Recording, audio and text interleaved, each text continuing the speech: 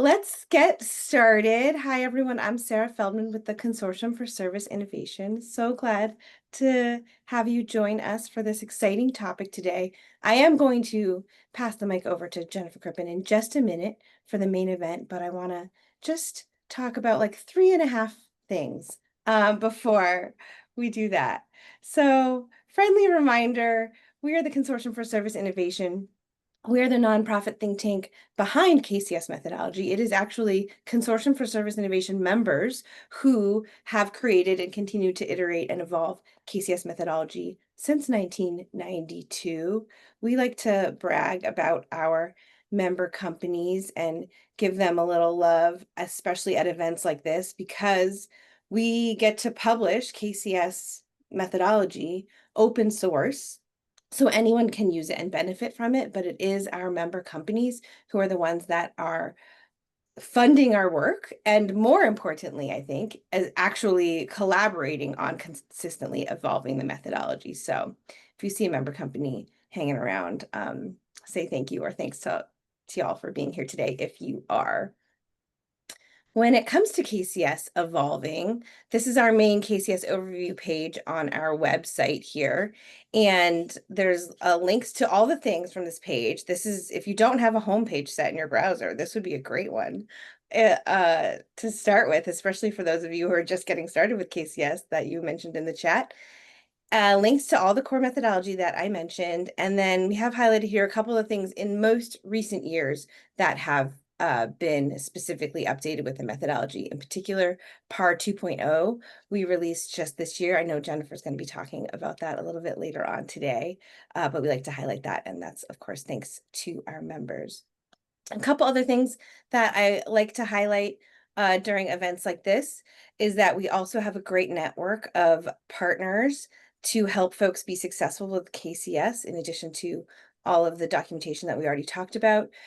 So we have verified tools and aligned tools if you're tool shopping for KCS, because of course KCS is tool agnostic, but we need tools to actually enable that work. And aligned services. Jennifer works with DBK and Associates, and they are an aligned service provider, so they can help you with even more with your KCS journey. And of course, lots of KCS training available, both online, self-paced options and instructor-led. Jennifer is also an certified KCS trainer, so this is kind of why I'm mentioning these things today. Thank you, Sarah. Yes, brings lots of experience and a very active member. So triple crown for Jennifer. We're really excited to hear from her today. One more piece of exciting news is that right now we get to announce for the first public announcement that registration for Summit 2026 is now open as of late yesterday. So my colleague Christina has dropped the link in the chat. If you're watching this recording later, we'll make sure that the link is in the notes with the recording link, and we would love to see you there. We are really excited about Summit more than ever because of everything that our members focus on that becomes useful operational models. But in particular, we're really excited about KCS right now because folks are finding that with mature KCS programs and structured KCS content, that is the content that is outperforming any other content in AI-powered solutions. And we will certainly be digging into that at Summit and lots of other events between now and then. That is my opening. I'm excited now to hand it over to Jennifer Crippen for the main event. Awesome. Thank you, Sarah. Let me go ahead and share my screen. Everybody can see my All good. Thank you. Well, hi, everybody. Let me just move this one thing out of my way over here. Great. Hi, everybody. I'm glad to be here today. Thank you, Sarah. I'm Jennifer Crippen with DBK and Associates.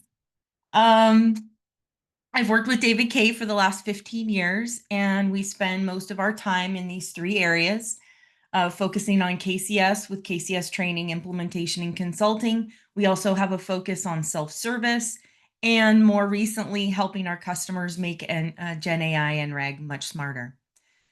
With a combined 52 years between David and myself, so Sarah, that was a just perfect start to the session today, talking about the numbers. Um, this was the first time David and I had actually talked about this in the 15 years that we've been working together. And so that was really exciting to be able to put that in here with a combined 52 years of KCS experience. We are both consortium members, KCS certified trainers, consortium innovators, and an aligned service provider. And we're excited to be here. So let's take a look at the agenda for today. In the session today, we'll explore KCS program design through the lens of all things countable. I'm sure there's going to be some things that, of course, we don't get to in today's session. So there's going to be lots more to talk about and questions to answer. But just for a moment, let's kind of get in the right mindset. To get started, imagine you're planning a big trip. You wouldn't just pack your bags and head out the door, though I suspect some of you might do that. I understand that. You'd set your destination, you would map your route, you'd budget your time, your resources, and adjust your plans as you go. Designing a successful program works much in the same way.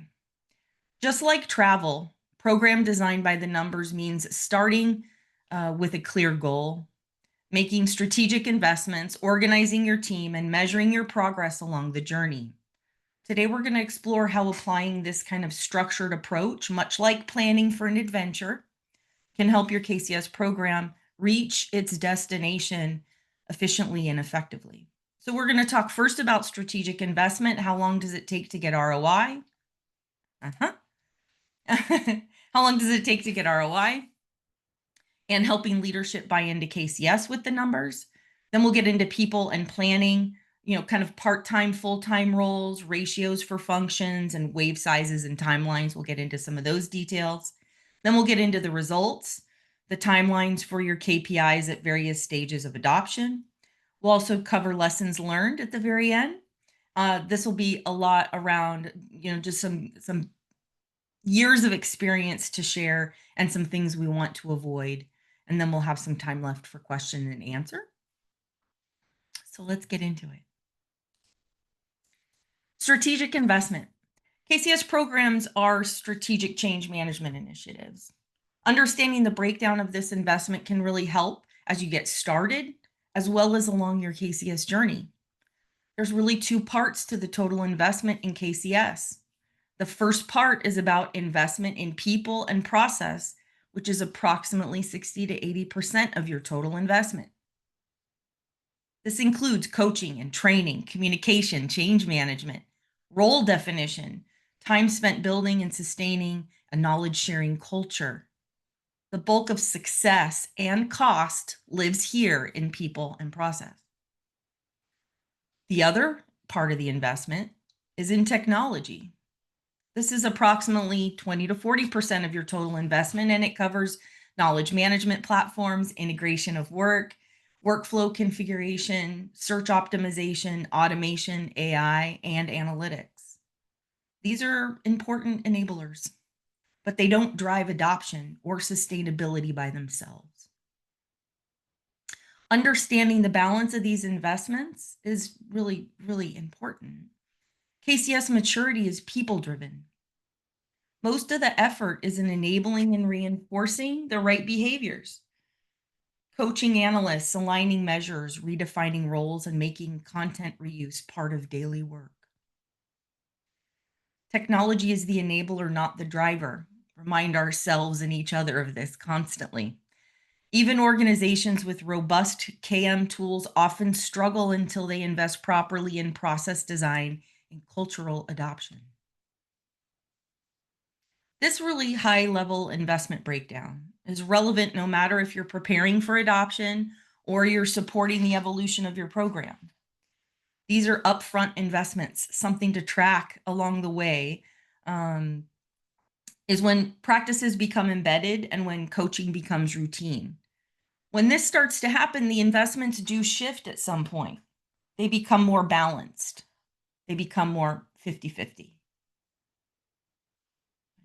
And then we translate these investments into, well, how do we get our executives to invest, right? How do we get them to want to do this and want to be a part of this?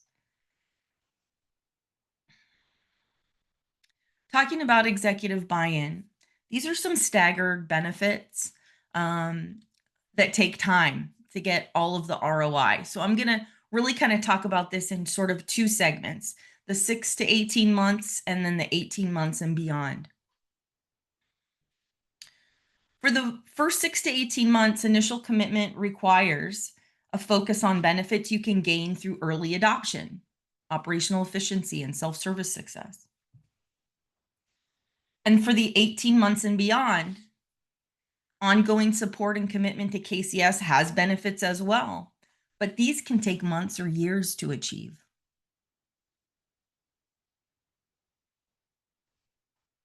In the 6 to 18 months, I've listed these in sequence with intent. You'll see first, number 1, operational efficiency, number 2, self-service success.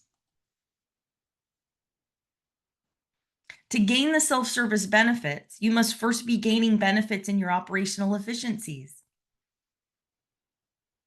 I would be so bold as to say you can't expect improved results in customer self-service if you aren't gaining improved results operationally. Right? This is thinking about the ROI and benefits and also thinking about timeliness and preparing for the time it's going to take to put everything into place, right? To put the baseline measures in place, start doing this KCS stuff and start measuring ourselves. In the 18 months and beyond, these are more transformative benefits. Like product improvements and reduced demand for existing products. This data is not new data. And a lot of what I'm going to be sharing with you today, we have references and citations for. So the information I'm sharing with you here all comes from YKCS, the YKCS page at the very beginning of the practices guide.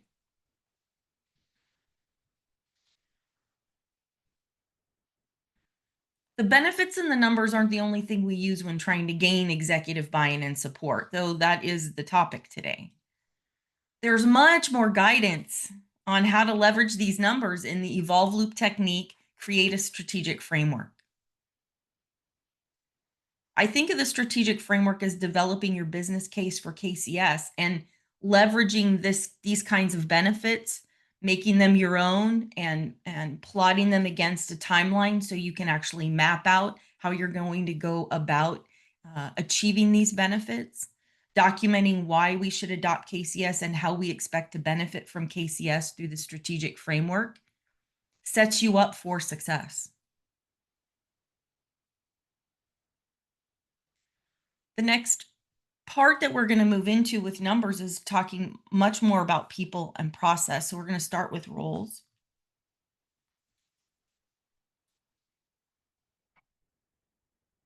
We've outlined the KCS roles here into these 4 areas. First, with knowledge workers. Within these roles, we're providing guidelines around resourcing, right? Part-time, full-time allocation of KCS responsibilities. So we're going to go through a couple of different slides here, touching on this topic. For knowledge workers being full-time, they are integrating knowledge into their work. Therefore, they are full-time knowledge workers.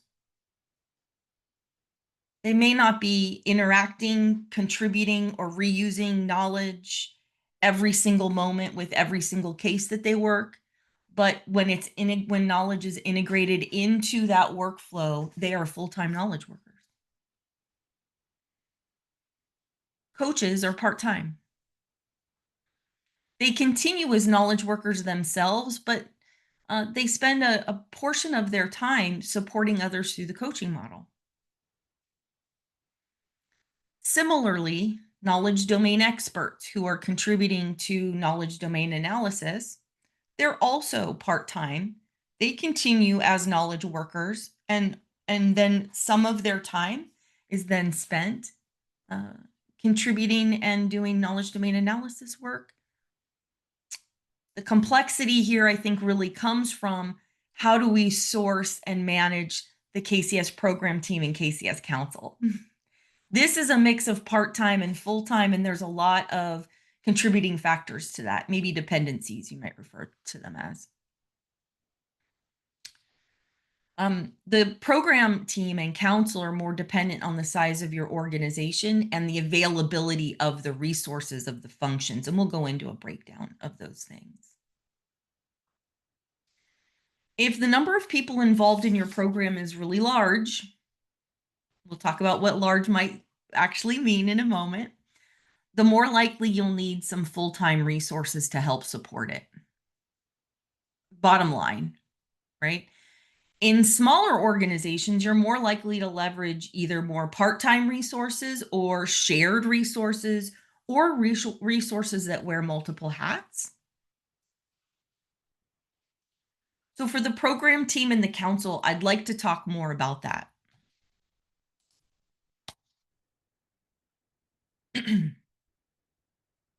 For a program team, the resources we've highlighted are functions. This team is cross-functional, they're tactical, they're meeting weekly, they're meeting monthly. The right size of a program team is anywhere from 2 people to 30 people. Quite the scale is determined by the organization size. A few guidelines I want to share with you. 1, if you have 50 or more knowledge workers, you probably need a full-time knowledge program manager. If you have 50 or more knowledge workers, you need a full-time program manager. However, if there are 300 or more knowledge workers, you don't just need a full-time program manager.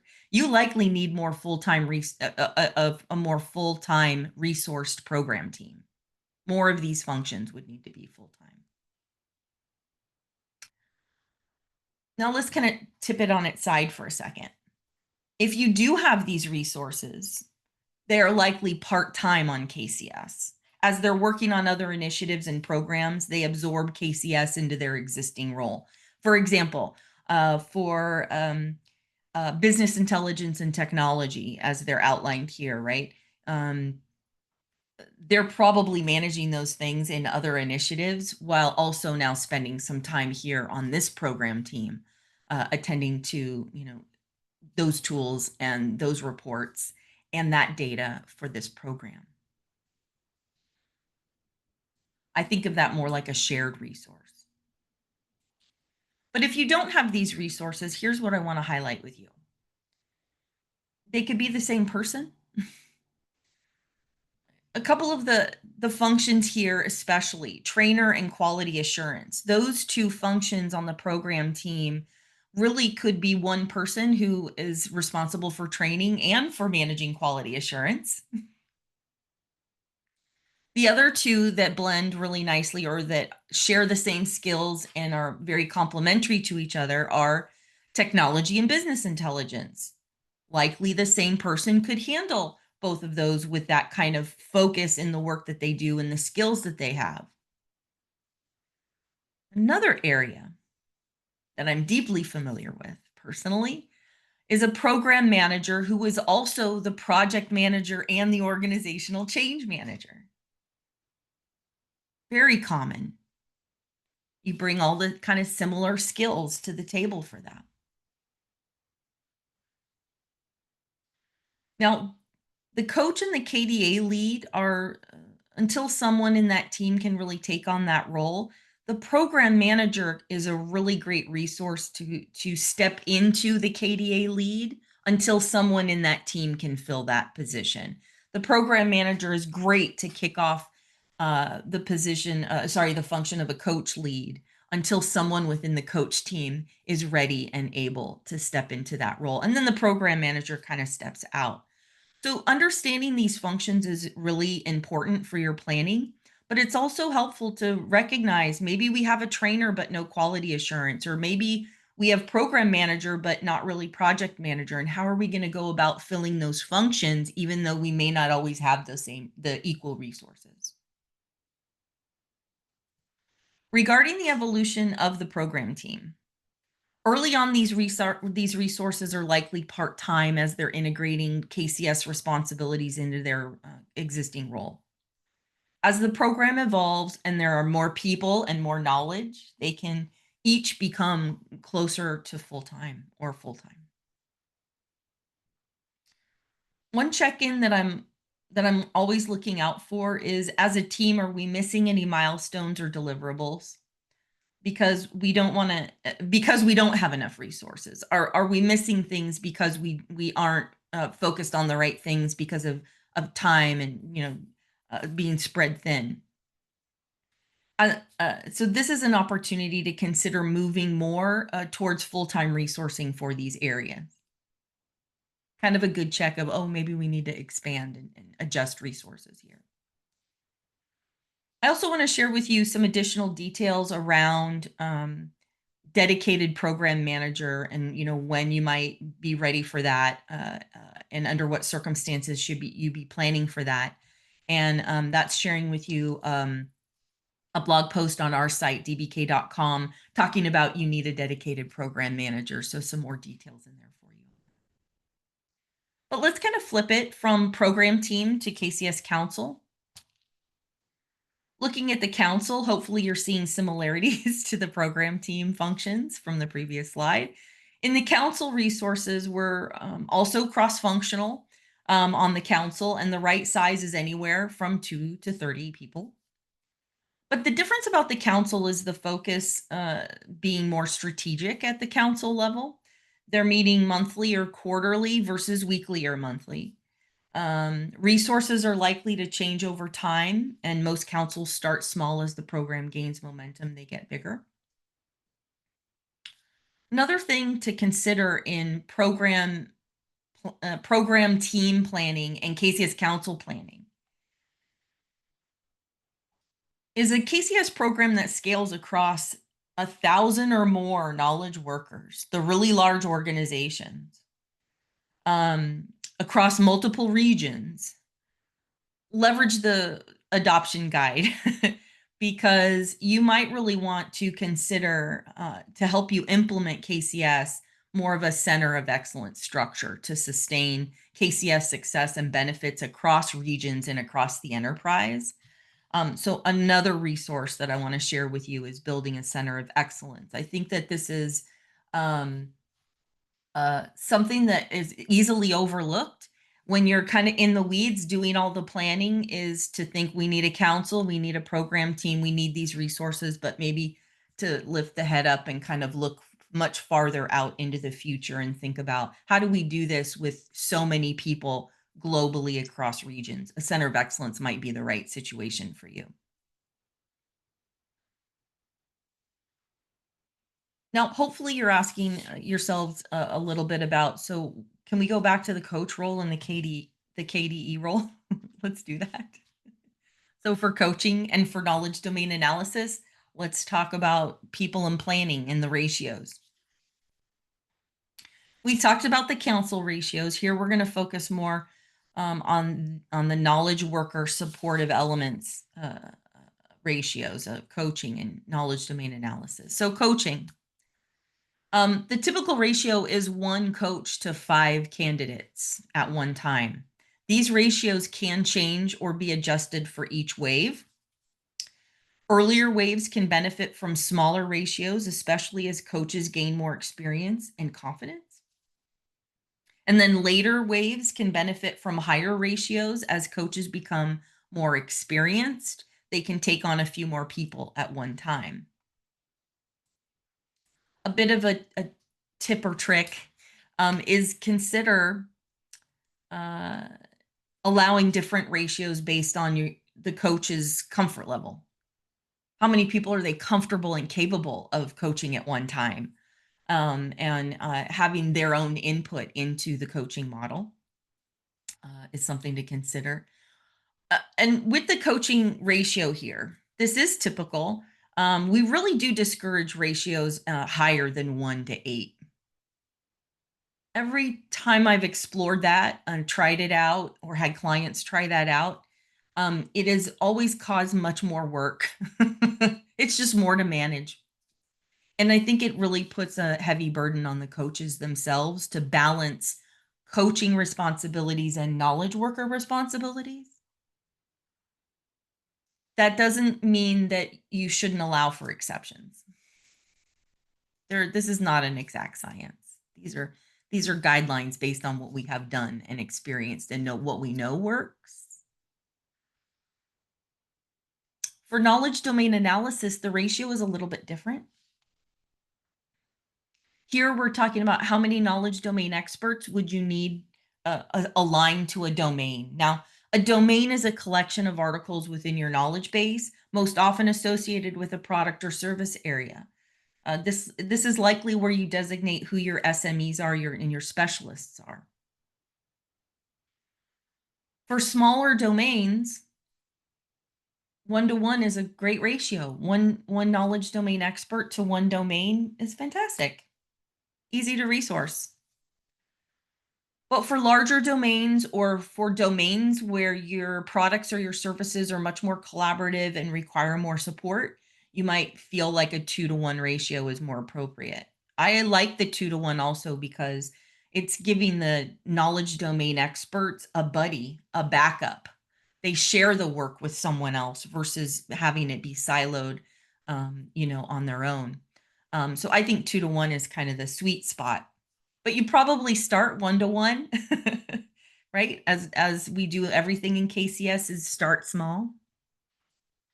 And for sure, we certainly do see domains that require a higher ratio, more subject matter experts and knowledge domain experts attending to one specific domain. I think you could also think about this as you might have a subject matter expert who isn't just in one area, but bridges different products or different services. You might think of them in the knowledge domain expert role for 2 domains. So this ratio could get flipped. It could be 1 KDE to 2 domains. Though I don't think that's as likely, but I have seen it. Hopefully these ratios are helpful in getting you started. I think one thing that I would want to tell you about this is play with the numbers. There's no one answer. Play with the numbers and see what a 1-to-3 ratio looks like compared to 1-to-5, compared to 1-to-8, and calculate it out for yourselves and get a feeling for what feels right for you and your organization and the people that you're putting through, these roles. Also, you can change them at any time. If it's not working, adjust it. Right? We'll talk a lot about that. I think this will come up quite a bit today on this topic. Not an exact science. Play with the numbers and make adjustments as you go. Now I want to pivot into still, people and planning, but really get into wave planning with you. So on our KCS journey, remember we're on an adventure, we're on a trip. We arrived at our first destination. We're at the beach. So nice. But now we're ready to talk about adopted waves. What we want to share with you here are 3 scenarios. These are estimates for getting started with planning for waves. This first scenario is where you're what we refer to kind of more of a smaller organization. About 25 to 100 knowledge workers would be on the small side. And you can plan for adoption in 2 waves. And we're breaking out those numbers in those 2 waves based on, how large your organization is. 2 waves minimum. Small wave at first, and then everybody else in the second wave. And then you're done. This is possible. We do this a lot with clients. If you wanted to do this in 3 waves for this many people, of course you could do that. We're not saying you can't or you shouldn't. We're just saying you can do this in 2 waves with a small organization. The first wave is a small group of people and the next wave is bigger. Like waves in the ocean, they gain momentum and they get larger as they move towards shore. Then we apply a timeline. Each wave is 3 months. I want to do this right the first time and not have to do it again. So I actually really feel strongly about staying dedicated to planning each wave as a 3-month long wave in order for even a smaller group of people at the very beginning to have time to practice, to learn, to change the mindset and behavior, and become highly effective and proficient knowledge workers and publishers. Each wave is 3 months. Therefore, for this size organization, it'll take about 6 months to adopt the solve loop. Now, the second scenario. In the second scenario, you have more like 100 to 1,000 knowledge workers. What does that look like? You'll need to plan for more than 2 waves. Let's just put that out there before we design it. You can always plan for smaller increments in your wave, but therefore here you're certainly going to have, more waves than this. But the idea here is for more than 100 knowledge workers, the first few waves really benefit from being closer in size as a safety net.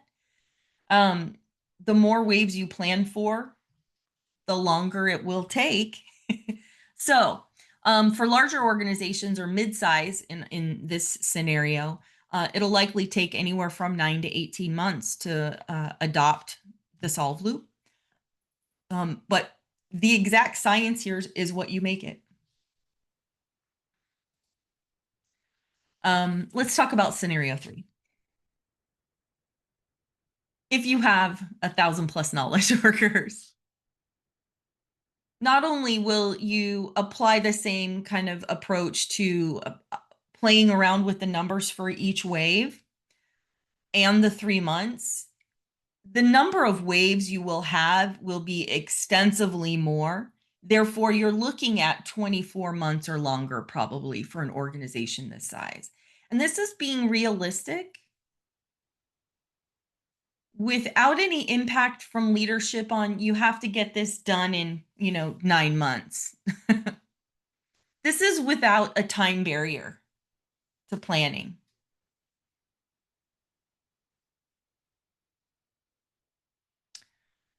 The first few waves are the same as in scenario 2 you see in the numbers. Starting your first few waves within reason is the best way to build upon that foundation and then ramp up the numbers for waves 3 and beyond. The significant difference here is your timeline. Not so much the numbers in each wave, but the timeline. It just will take longer. Remember, this isn't a project or a destination. This is a transformational journey, and it will take time. The program manager in me borrows this mantra. You have to go slow to go fast. And as I mentioned on the previous slide, I'd rather do this right the first time than have to do it again. So building in the amount of time we think it's going to take us based on experience will pay off in your investment. Okay, moving on to measurements and results. The phases of adoption and transformation. For some of you familiar with the KCS adoption and transformation guide, these are the 4 phases that are laid out in that guide. Here, I want to align some of the expected KPIs and results for each of these phases. And then we'll wrap things up on this topic by talking about how long it typically takes KCS organizations to move from phase to phase. So on your KCS journey, measures will expand and evolve over time as you navigate through the phases of adoption and transformation. For plan and design as a phase, this is a topical checklist for kicking off adoption and transformation in the areas of people, process, results, and technology. For adopt in waves, these are just a handful of indicators for adoption. That you're achieving a high percentage of publishers through the organization as the solve loop is being adopted. You're focusing on reuse accuracy. You're monitoring healthy link rates. And you're tracking the reuse rate of existing articles being equal to or greater than creation rate.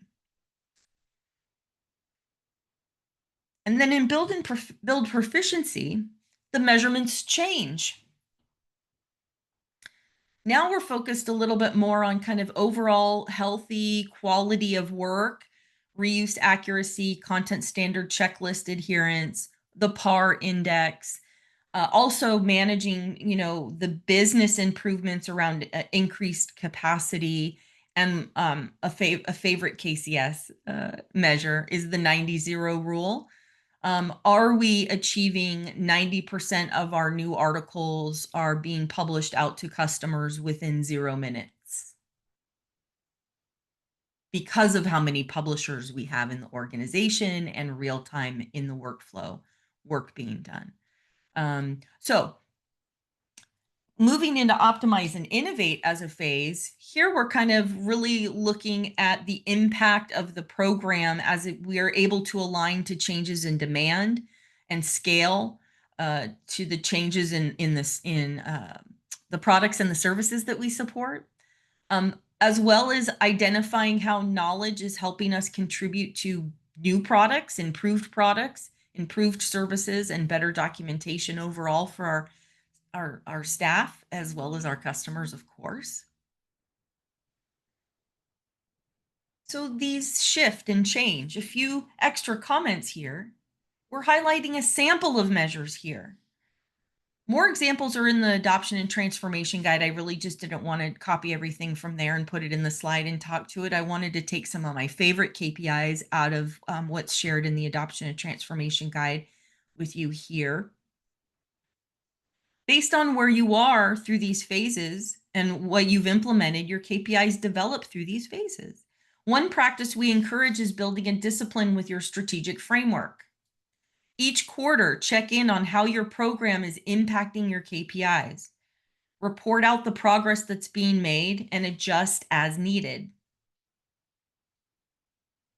There's one more element to share with you regarding these phases of adoption and transformation, and it's the timelines.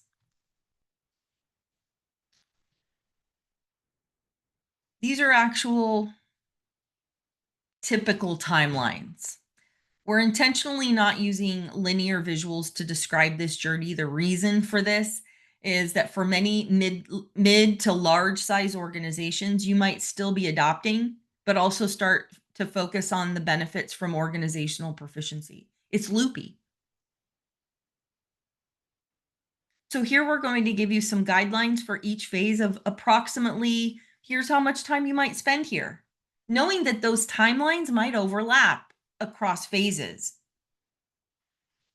So for plan and design, this really depends how long, 1 to 4 months, depends on how able your organization is to plan effectively and having the right resources in place at the start. It's also dependent on the size of your organization. For adopt in waves, of course, this is 6 to 24 months is dependent on how many waves you're planning for. We gave you some guidelines on the previous slides around that. For proficiency, this is scaling KCS throughout your organization. That also takes time. But as we just mentioned, again, you might still be adopt in waves, but start to build proficiency. Now you have some overlap in those timelines. You might be doing both at the same time. And for optimize and innovate, usually this is an opportunity within 2 years to really get to some of these benefits. For most organizations, 24 months, I think, is the appropriate expectation.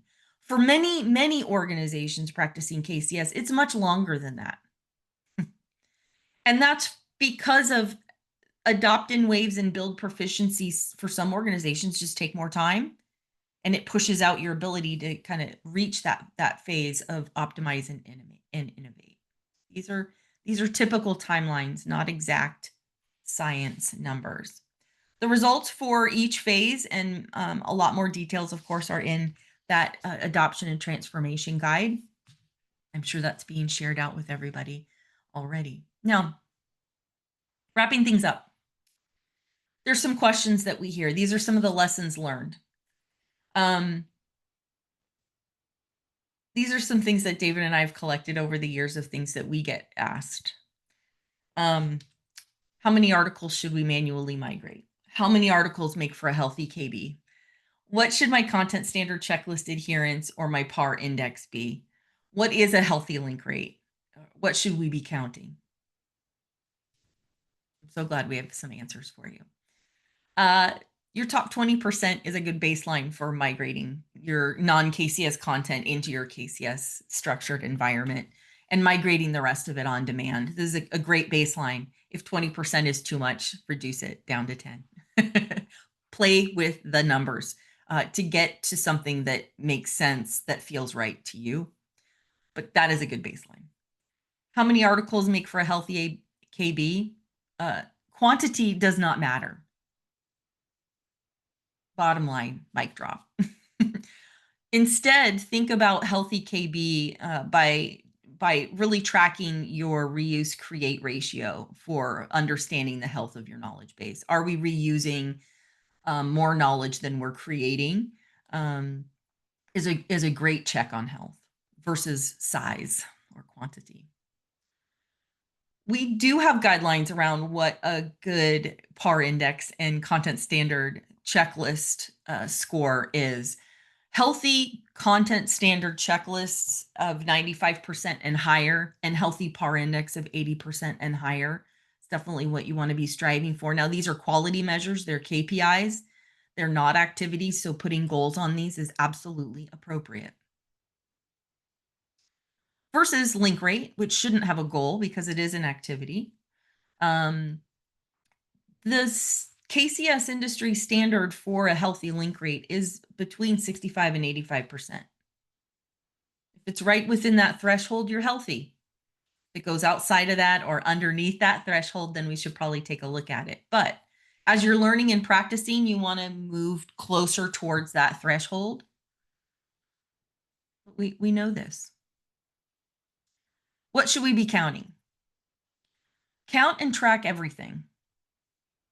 Right. You're building a lot of data. I think you want that data when you need it. There's going to be the things that you track every day. There's going to be the things that you want available to you should you want to know more.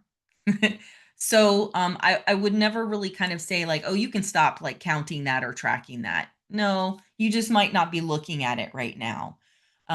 Keep adding more and more data to your data sets. It's important to help you use that data to help run your business and make important business decisions for the program and for the business.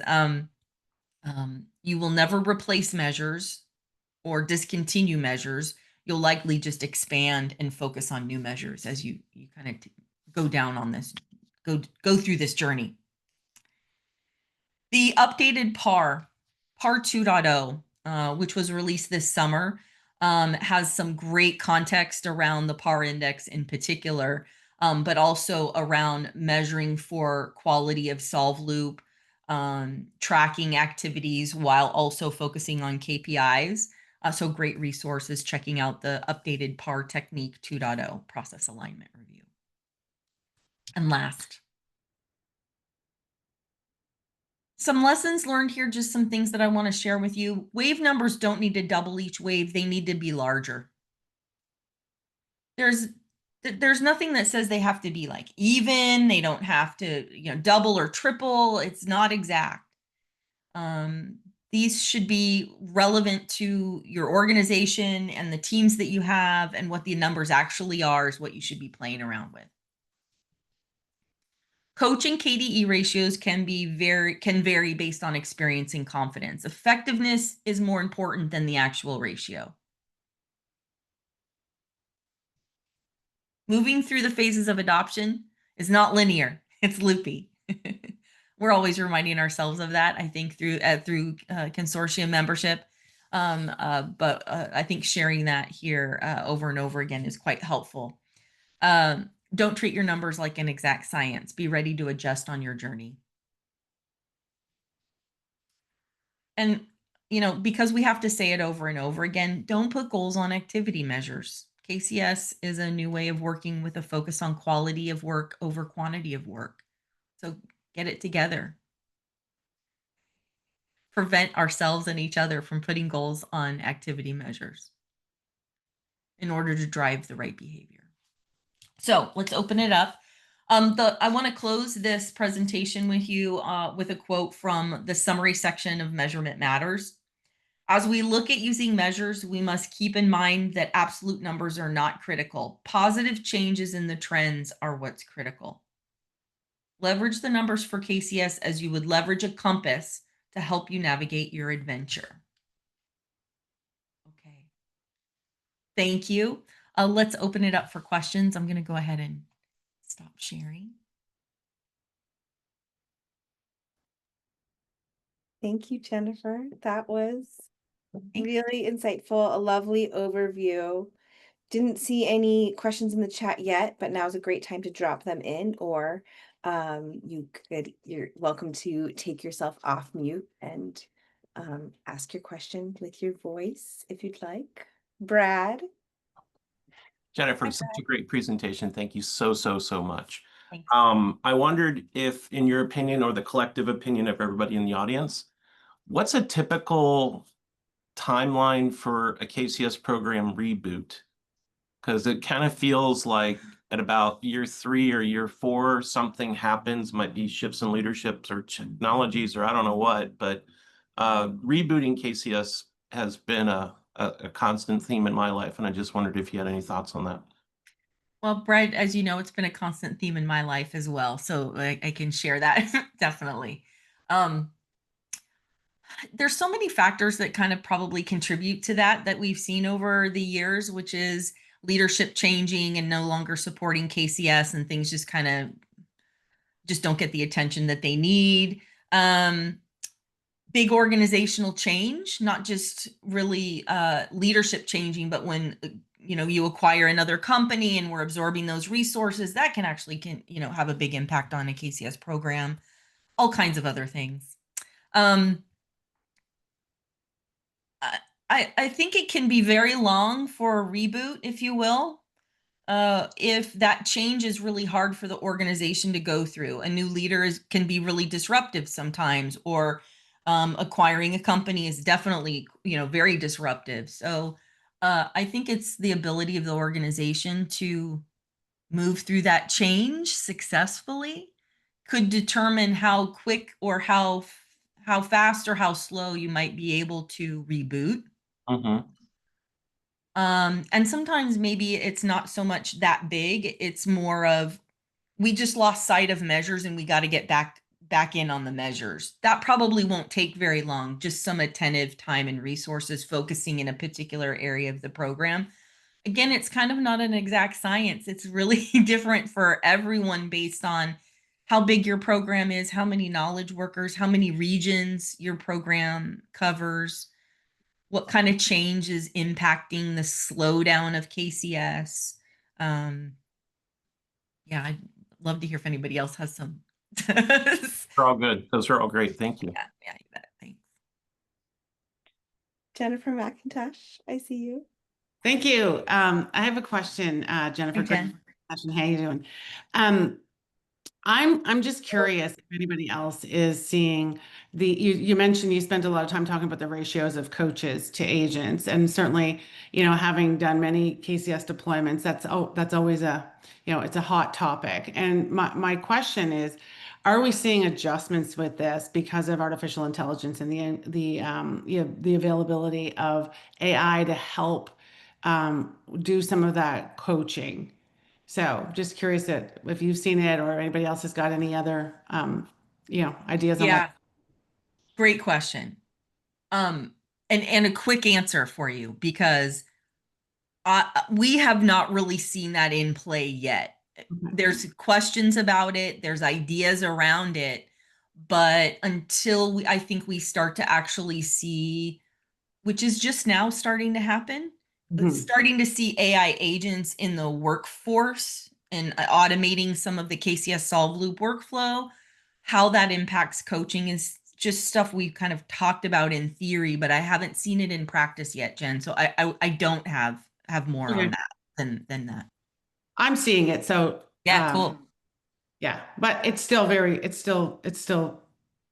at its infancy, like you say. Yeah, I think the theory, though, if I was to just complete an answer to that, is if automation can help in the way of like using the checklist to evaluate articles, that's saving the coach like a significant amount of their coaching time. So from that perspective, I think what we're thinking there is that of course we're going to see coaches who don't have to spend as much time in the tool and in the reports and the numbers and spending Exactly. more time with people, Yeah. which I think is a good thing actually. Yeah, Um, completely. but I wonder a little bit if the ratios maybe stay the same because they want to spend that time that they're saving with the people that they're coaching. Or if it gives them the ability to have more confidence to take on more people at one time. Or so I think that's the area where I'm very unsure of what coaches might be feeling about what they're capable of doing. Super. Thanks. Thank you. Yeah, what else?